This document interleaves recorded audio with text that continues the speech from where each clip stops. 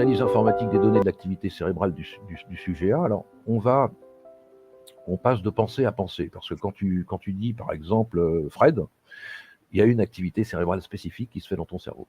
Et donc, cette activité, on va l'encoder. Voilà. C'est ça, les fameux masers, là? Non, les masers, c'est autre chose. C'est autre chose.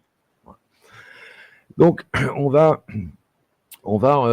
encoder l'activité électromagnétique et électrique du cerveau pour la pensée, Fred. Alors, quand tu le dis, c'est différent quand tu le penses. Mais là, ce qu'ils ont fait, c'est qu'ils ont établi des dictionnaires qui correspondent à la pensée. Donc, on pense un mot, on enregistre la signature électrique de ce mot, ou électromagnétique, on va dire. Un autre, etc. Un autre, etc. Un autre, etc. Et donc, la pensée, c'est différent de la parole. La parole engendre d'autres réactions.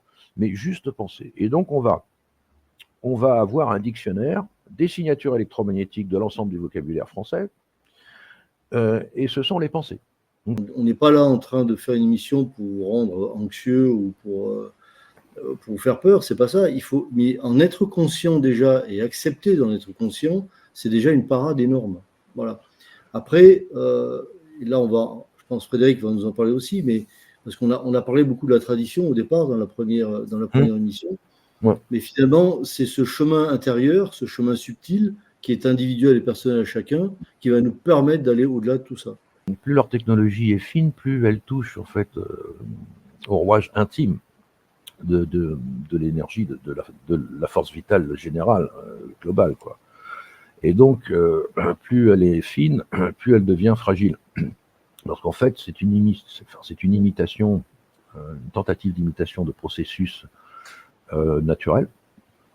Et donc, vous avez à un moment donné les moyens, par vos propres processus internes, de renvoyer en fait les effets que cette technologie fait sur vous. Parce que ils sont trop proches en fait, et là il y a des règles, il y a des lois qui s'appliquent. Et donc, vous êtes en mesure d'une certaine manière, de vous dégager. Et je le dis toujours par rapport aussi au flot, comme je dis, le flot qui tombe de l'étoile polaire, et qui est le principal flux, on va dire, vibratoire.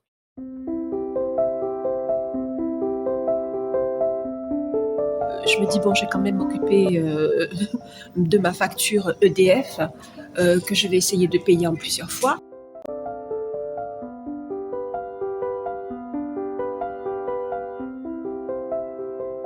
Qui me dit, dans la conversation, parce que je lui raconte mes problèmes financiers, comment je suis poussée face à un mur sans possibilité de résoudre quoi que ce soit de matériel.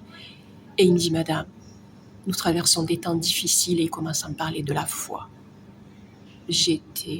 Après, je n'étais pas trop étonnée parce que ça m'arrive souvent. C'est-à-dire que dans ma vie, il m'arrive le plus bas, mais il m'arrive le plus haut aussi.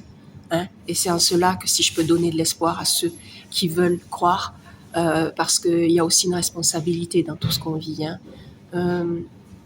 Les autorités, bien sûr qu'elles tuent et qu'il faut le dire, mais il faut aussi oser regarder en face nos propres responsabilités dans tout ça. Pourquoi on en est arrivé là? Pourquoi l'humanité en est là? On a parlé de ma facture, etc. Et puis on est vite passé à autre chose et on est passé sur le plan de la spiritualité. Et vraiment, je lui ai donné des bénédictions, évidemment, à la fin. Il m'en a fait autant à la toute fin et je peux vous dire que c'était sincère. Évidemment, on peut croire que c'est quelqu'un qui est... Non, il n'y a pas que des infiltrés dans la vie. Il y a vraiment une grande partie de l'humanité qui partira, qui suivra la technologie et qui en fera un dieu. Mais il y a l'autre partie. Il y a celle qui suit le chemin de Dieu et qui subit les tribulations. Et dans les tribulations, figurez-vous qu'il me disait, il y a des élus, il y a des personnes qui sont élues sur cette terre pour apporter un message de soutien, de vérité, de bonheur. Jamais un gars de Enedis ne m'avait parlé comme ça. Alors je peux vous dire un truc, c'est que j'ai de la maturité Je sais quand on essaye de me rouler spirituellement, physiquement, si on essaye de manipuler mon psychisme, je le sais. La preuve, c'est que je suis une personne dite ciblée. Je sais beaucoup de choses, beaucoup de choses. Et donc, j'ai vraiment apprécié. D'ailleurs, j'en ai raté mon bus parce que ça a duré quand même plus d'une vingtaine de minutes où on n'a parlé que 1 minute peut-être de ma facture. Et voilà, c'est pour vous dire, il n'y a pas que des pourris sur la terre, oh non, pas que. Hein. Il y a des gens qui ont pris le rail, le bon rail, qui sont sur le bon rail. Il y en a d'autres qui sont sur le mauvais rail, mais qui vont à l'aiguillage prochain retrouver la bonne voie. Et ceux qui sont sur la bonne voie, il faut avoir aussi l'humilité de les écouter. Hein. Moi, c'est ce que j'ai toujours fait dans ma vie. Alors là, vous voyez, je vois que ma glande, celle-là, elle a gonflé. Ce matin, elle était... parce que j'ai les 4 glandes salivaires qui sont attaquées en permanence, selon que je parle ou je parle pas. Il faut le faire, il faut le supporter, tout ça, au quotidien. Et donc, ce message d'espoir, franchement, je suis partie, j'ai pris mon bus et j'étais contente. J'étais juste heureuse. C'est des petits moments comme ça, bénis. Des petits moments bénis. Et comme je disais dans mon autre vidéo, non, il ne fait pas nuit sur Terre. Bien sûr qu'il fait nuit dans le sens où, oui, il fait nuit, mais dans quelques heures, le jour va se lever. Voilà, c'est ça. Et il faut que les ténèbres apparaissent, il faut qu'elles montrent leur visage, parce qu'en même temps, elles nous permettent aussi de voir qui on est. Et dans cette vidéo de Frédéric Morin, où j'en reviens à lui, il nous explique en fait que... Alors, non, juste encore une autre parenthèse. Avec cette fille avec qui je parlais et qui avait mené des actions, elle me dit... vous savez, moi je trouve que les Français, ils bougent pas trop, ils n'ont pas ce caractère, et pourtant ils sont touchés, mais il n'y a pas de coalition, il n'y a pas d'action menée en groupe, chacun vit sa souffrance de son côté, etc. Et je lui dis oui, c'est vrai, les Américains ciblés par exemple mènent des actions, osent prendre leur téléphone, parler de l'État, du gouvernement, de ceci, de c'est vrai, on est différents. Mais là, ce que dit Frédéric Morin, il explique aussi un petit peu, en quelques mots, de pourquoi la France est différente à ce point de vue-là. La France, aujourd'hui, parler de psychotronie, c'est parler des ténèbres. Parler de psychotronie, c'est parler de l'action de l'obscurité aujourd'hui dans notre vie quotidienne. Tout ça, évidemment, silencieux, hein, puisque c'est vraiment un projet le plus ténébreux. On n'a jamais vu ça. Parce que la France a un destin au niveau spirituel. Voilà. C'est pour ça que l'information passe encore plus mal. On n'est pas un peuple aussi dévergondé, entre guillemets, il ne faut pas le prendre mal, mais que les Américains. C'est vrai qu'on est un petit peu, certes, peut-être plus timoré dans la façon de recevoir l'information et de la traiter, mais en même temps, ce qu'on fait, on le fait sûrement. Moi, j'ai vraiment confiance en ce qui se passe ici, aujourd'hui, en France. On est attaqué spirituellement, mais comme l'explique Gérard Morin, pourquoi la France est attaquée? Voilà. La France a toujours été un pays spirituel qui a, à un moment donné, douté parce on lui a fait croire qu'intellectuellement, c'est là où il fallait briller, hein, les lumières intellectuelles, les lumières du 18-19e siècle, qui a formé la République, etc. On voit que ces lumières intellectuelles, elles n'ont rien apporté, hein. Qu'est-ce qu'on se fiche de savoir si un être humain à bac plus 10, non, on voudra savoir d'abord s'il est bon à l'intérieur de lui, hein, si c'est un homme bon, un homme juste, un homme digne. C'est ça qu'on aimerait savoir avant tout.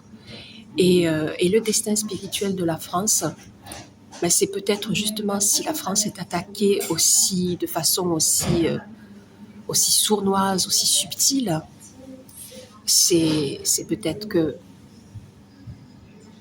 c'est peut-être pas pour rien. Je vous laisse réfléchir à ça. Qui offre, enfin qui permet la vie, qui permet l'organisation psychique, l'organisation des différents corps subtils, l'organisation biologique. Tout ça, c'est un flux qui est ici de toute éternité. Et si on se rebranche à ça, c'est pour ça qu'on parlait de tradition, si on se rebranche à ça, parce que c'est la tradition, effectivement, on est un problème, on devient un gros problème pour ces technologies, parce que là, on n'est plus tout seul. On est carrément rattaché à des flux de la création, quoi. Ça fait beaucoup de dégâts en face. Et ils le savent, ça. Ils le savent. C'est un retour de bâton, quoi, dans ces cas-là. Oui, c'est un retour de bâton. Ils le savent. C'est le docteur Greer qui disait, il avait discuté avec des gars qui font de la psychotronique à distance sur des cibles et qui, parfois, se retrouvent à avoir sur eux ce qu'ils ont envoyé. C'est-à-dire qu'il y a un retour naturel. Et s'ils ont envoyé organiser des souffrances, des choses et tout, ils se retrouvent avec les symptômes eux-mêmes.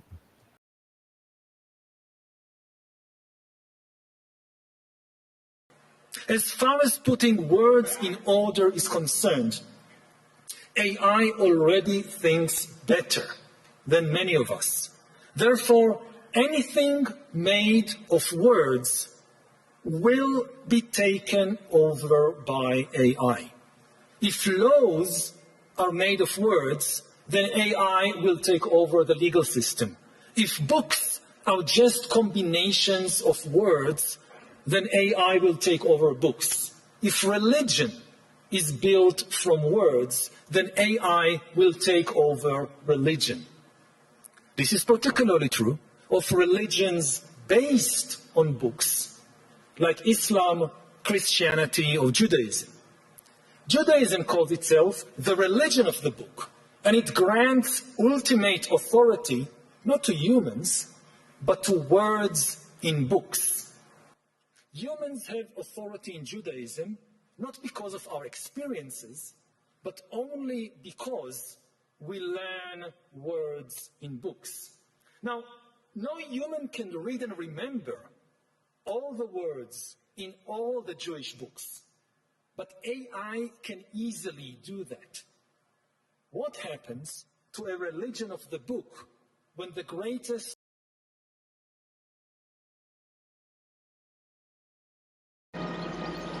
Il faut que tu m'aides à voir la vérité. Alors tu dois savoir, Nicodème, que seul un être né de nouveau peut voir le royaume de Dieu. Un homme né de nouveau, un homme peut-il entrer dans le sein de sa propre mère une seconde fois? En vérité, ce qui est né de la chair est chair. Et ce qui est issu de l'esprit est esprit.